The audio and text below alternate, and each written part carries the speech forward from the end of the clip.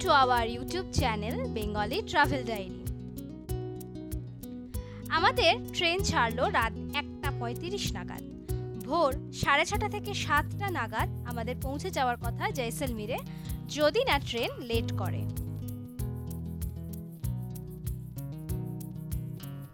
Train late করেই পৌঁছালো। এখন ঘড়িতে 7:31 বাজে। রাজস্থান ঘোরার 6ষ্ঠ পর্বে রয়েছেন আপনারা। খুব ঠান্ডা এখানে। এত ভোরে হোটেলে চেক ইন করা যাবে না, তাই আমরা আগে থেকে একটা অন্য হোটেল বুক করে নিয়েছিলাম কয়েক ঘন্টার জন্য। আমরা এসে পৌঁছালাম হোটেল ডেজার্ট ড্রিম প্যালেসে। খুব সুন্দর এবং পরিষ্কার পরিচ্ছন্ন হোটেল। এখানকার সব হোটেল এবং বাড়িগুলো ইয়েলোস্টোন দিয়েই তৈরি, মানে কেল্লা যে পাথরের তৈরি। চলুন এবার ভেতরে যাই। এই হলো ড্রয়িং রুম।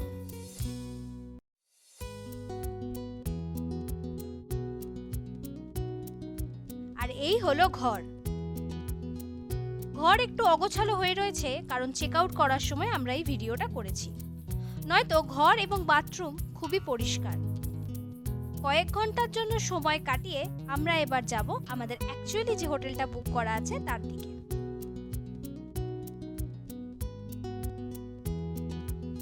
দেখুন ইয়েলোস্টোনের সব বাড়িঘর কত সুন্দর লাগছে দেখতে। আমরা স্টেশন থেকে যে গাড়ি করে হোটেলে গিয়েছিলাম, সেই গাড়িকেই বলে রেখেছিলাম, একটা নির্দিষ্ট টাইম দিয়ে রেখেছিলাম, তিনি আমাদেরকে পৌঁছে দেন আমরা অ্যাকচুয়াল যে হোটেল বুক করেছি সেখানে।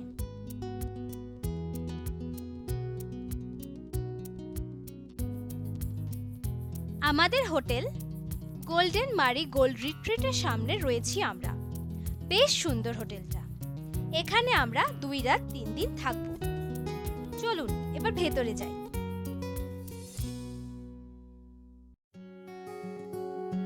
এই হলো রিসেপশন।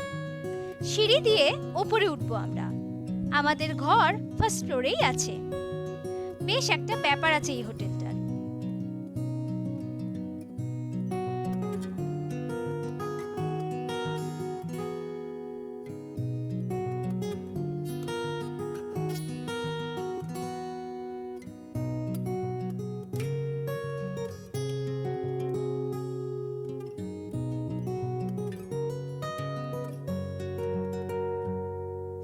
এই যে দেখুন, এই জায়গাটা ফাঁকা। মনে আছে নিশ্চয়ই, আগের হোটেলটাতেও কিন্তু এরকমই একটা ফাঁকা জায়গা ছিল। আসলে এখানকার স্ট্রাকচারই এরকম। এইবার চলুন আপনাদের আমাদের ঘরটা দেখাই। বেডটা বেশ বড়,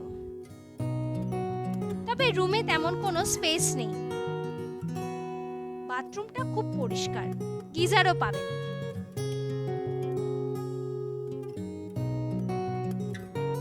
আর এই ঘরের মেন ভালো লাগার ব্যাপারটা দেখাই।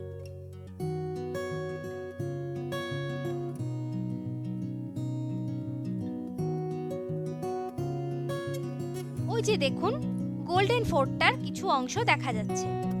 জানালায় বসে দিব্যি সময় কাটিয়ে দেওয়া যাবে। ঘর খুবই পরিষ্কার। টিভি ও ওয়াইফাইও পাবেন।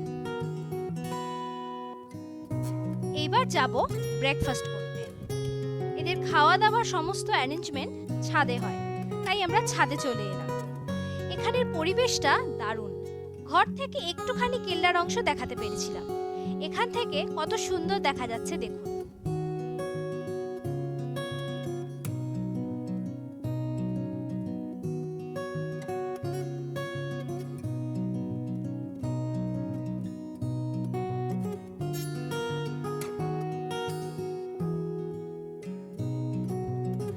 আমাদের হোটেল থেকে হেঁটেই গোল্ডেন ফোর্ট চলে আসা যায়।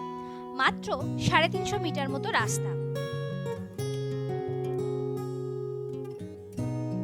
সেই হিসেবে দেখতে গেলে আমাদের হোটেলের লোকেশনটা কিন্তু খুবই ভালো। এখানে রাস্তা খুব ভালো, বেশি চড়াই নেই।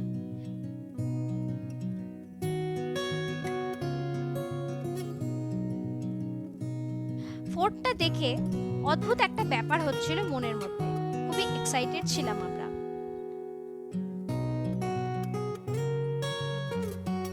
বিশাল আয়তনের এই ফোর্টে ইচ্ছা হলে আপনারা গাইড নিতে পারেন, আবার নাও নিতে পারেন, তবে অবশ্যই বার্গেনিং করে নেবেন। এই ফোর্টে ঢুকতে কোনো এন্ট্রি ফি লাগে না। এই ফোর্টের মধ্যে আস্ত একটা শহর রয়েছে। কত দোকান রয়েছে এখানে। যাদের পায়ের সমস্যা আছে তারা অটো করে বা কোনো গাড়ি বুক করে নিয়ে ফোর্টের ভেতর যেতে পারবেন।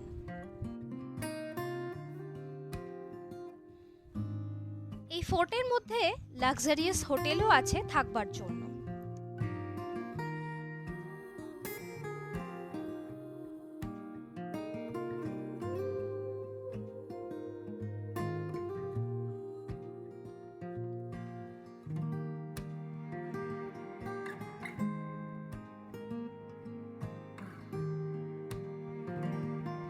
যারা একেন বাবুর রুদ্ধশ্বাস রাজস্থান সিনেমাটি দেখেছেন তাদের কাছে অনেক জায়গায় চেনা লাগতে পারে।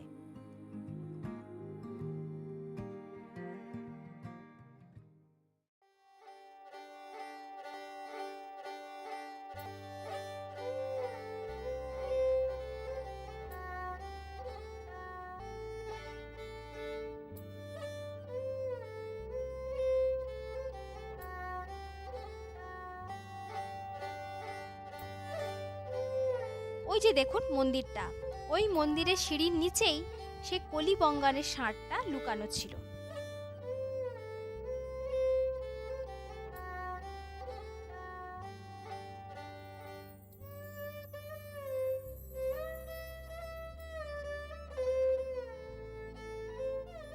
ফোর্টের ভেতর যে বাড়ি রয়েছে তার কাজগুলো দেখুন কি অসাধারণ।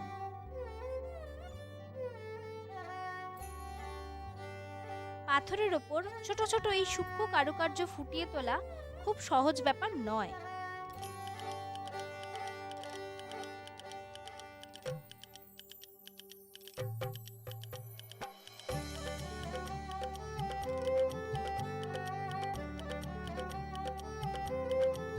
এইখানে একটা কামান রাখা আছে। যাদের পায়ের সমস্যা আছে তারা একদমই এখানে আসবার চেষ্টা করবেন না, কারণ সিঁড়িগুলো ভীষণ রকমের খাড়াই। আমরা এখন রয়েছি সোনার কেল্লার কোনো একটা ছোট ছাদের অংশে। এখান থেকে পুরো শহরটা খুব সুন্দর দেখতে লাগছে, সত্যি গোল্ডেন সিটি। এইবার এই ফোর্টের মধ্যে থাকা মিউজিয়ামে ঢুকবো আমরা। সিঁড়িগুলো ভালোই, উঠতে খুব একটা অসুবিধা হচ্ছে না। টিকিট কেটে নিয়ে তবেই ঢুকতে হবে। চেকিং করে আস্তে আস্তে আমরা এবার এগিয়ে চলেছি।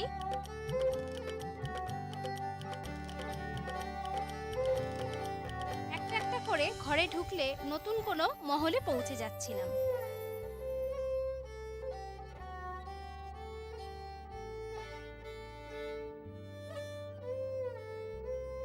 এইবার যাব অস্ত্রের ভাণ্ডারে। অন্যান্য মিউজিয়ামে যেমন যত্নের সাথে অস্ত্রশস্ত্র সংরক্ষিত থাকে, এই মিউজিয়ামও তার ব্যতিক্রম নয়।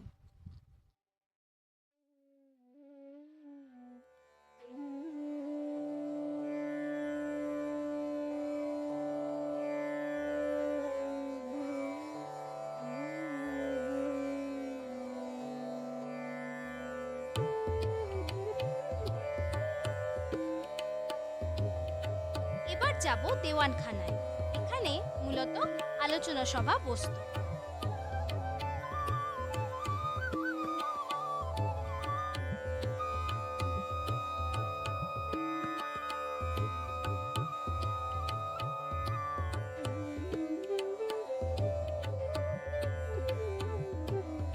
দেওয়ানখানা থেকে বেরিয়ে আমরা এবার চলেছি অন্য আরেক দিকে। এখানে ঘরগুলোতে নম্বর দেওয়া আছে, তাই গুলিয়ে যাওয়ার কোনো সম্ভাবনা নেই। ঘরে ঢুকে দেখলাম শুধু কয়েকটা ছবি রয়েছে, কিছুই নেই আর, তাই বেরিয়ে এলাম। যারা লম্বা মানুষ তারা কিন্তু দরজা দিয়ে ঢোকা এবং বেরোনোর সময় একটু খেয়াল রাখবেন, কারণ দরজা খুবই নিচু। এইবার সিঁড়ি দিয়ে উপরে যাব।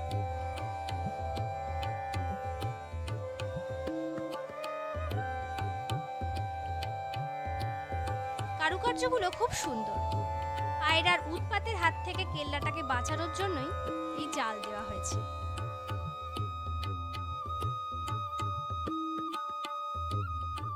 একটু রেস্ট নিয়ে আমরা এগিয়ে চললাম ত্রিপোলিয়ার দিকে। এখান থেকে কেল্লার কিছুটা অংশ আর শহরের বেশ খানিকটা অংশ দেখা যায়।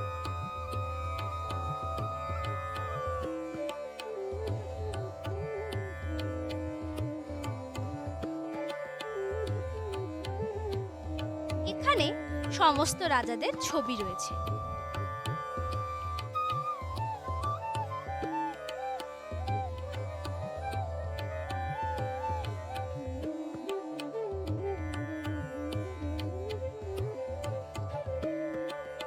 সিঁড়িগুলো ছোট ছোট। আমরা এবার যাচ্ছি গজভিলাসের দিকে।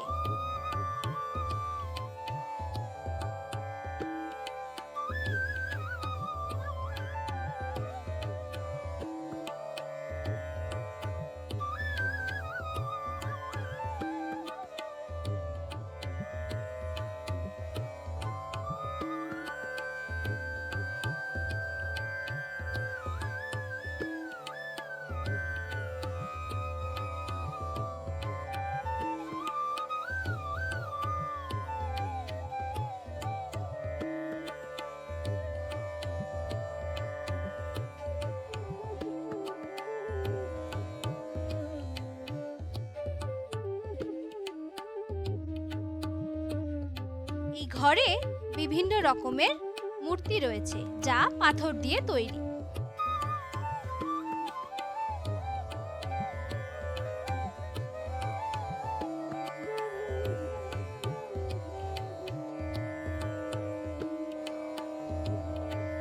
এবার অন্যদিকে যাই, চলুন।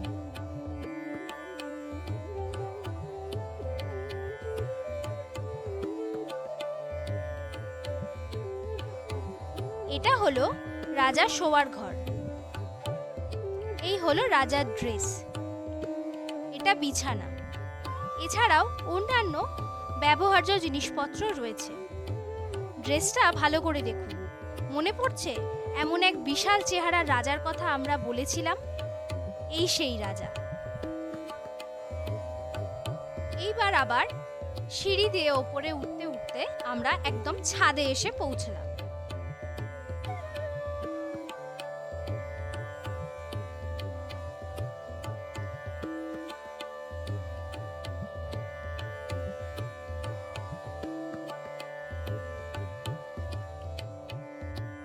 সারা শহর কেল্লা খুব সুন্দরভাবে দেখা যায় এখান থেকে।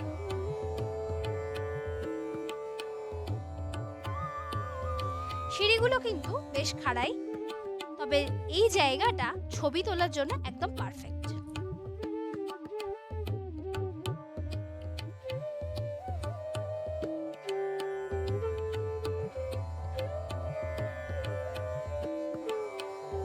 এইবার আমরা যাচ্ছি রানী কা মহল, মানে রানীরা যেখানে থাকতেন।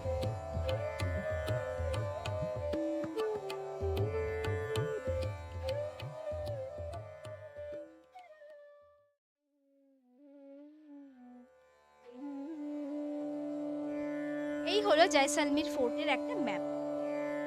সিঁড়ি এবং দরজা দুটোই আপনারা কিন্তু খেয়াল রেখে চলবেন। রানীদের ঘর থেকে বেরিয়ে আমরা এবার চলেছি অন্যদিকে। এখানে খারাপ লাগলো এটা দেখে যে এত সুন্দর কেল্লার গায়েও পানের পিক, নোংরা বোতল, প্লাস্টিক সমস্ত কিছু ফেলা রয়েছে। প্লিজ এগুলো করবেন না। এই সমস্ত জিনিস রক্ষা করার দায়িত্ব কিন্তু আমাদের।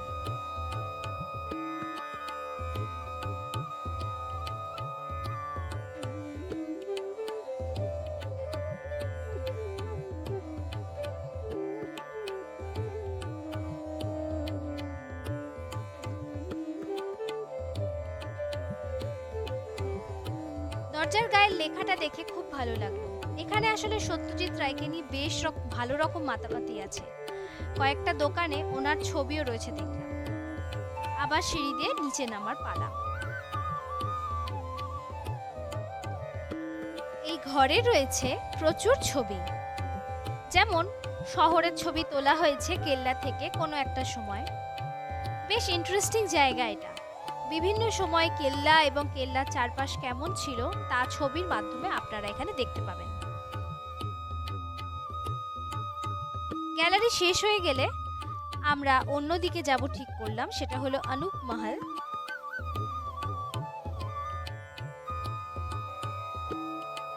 খাড়াই সিঁড়ি বেয়ে নিচে নেমে বেরিয়ে জানতে পারলাম যে সেখানে মেইনটেনেন্সের কাজ চলছে বলে সেটা বন্ধ। কেল্লার ভেতর যা ছিল তা সমস্তটুকু দেখে আমরা বেরিয়ে এলাম।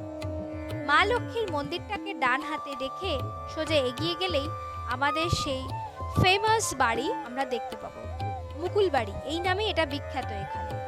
গাইডরা অনেক সময় এই বাড়িটাকে মুকুল বাড়ি হিসেবে দেখায়, তবে তা সঠিক নয়। চলুন আপনাদের আসল বাড়িটা দেখাই। লোকাল একটি লোকই দেখিয়ে দেয় আমাদের এই বাড়িটা।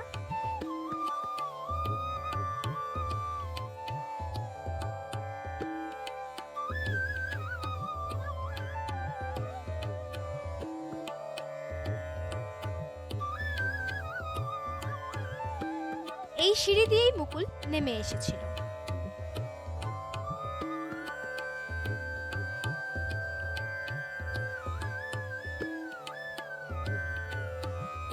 কেল্লার ভিতরের গলিগুলো দেখুন, ঠিক যেন বেনারসের গলি। কত দোকান রয়েছে। এই দোকানগুলো যাদের, তাদের প্রত্যেকেরই বাড়ি এখানে। আজ ফোর্টে লক্ষ্মী মন্দিরে পুজো আছে, আর সেই সাথে প্রসাদ বিতরণও আছে। এই সুযোগ আমরা একদম হাতছাড়া করলাম না।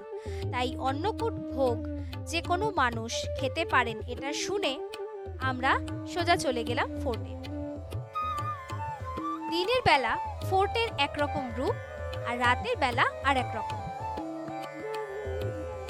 সুন্দর সাজানো গেট দিয়ে আমরা ভেতরে চলে এলাম।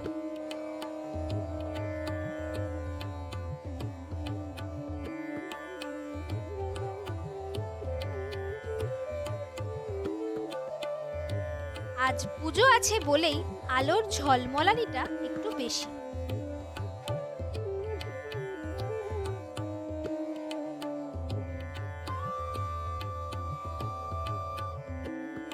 কার্পেট বিছানো রয়েছে মন্দির পর্যন্ত। আমরা মন্দিরের কাছে গিয়ে জুতো খুলি। মন্দিরের ভেতর একটাই ছবি তুলতে পেরেছিলাম, তাও ঠাকুরের মুখ অত ভালো করে বোঝা যায়নি। ঠাকুরের সাজ ফুল দিয়ে এত সুন্দর করে সাজানো ছিল যে শুধু ফুলেরই ছবি উঠেছে, আর প্রসাদের ছবি তোলাও সম্ভব হয়নি। মন্দিরটা খুবই সুন্দর লাগছে দেখতে।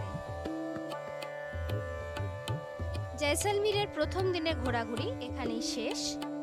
দেখা হবে পরবর্তী ভিডিওতে। আপনাদের যদি এই পর্বটি ভালো লেগে থাকে তাহলে অবশ্যই লাইক এবং শেয়ার করবেন, আর চ্যানেলটিকে সাবস্ক্রাইব করে নেবেন। ধন্যবাদ।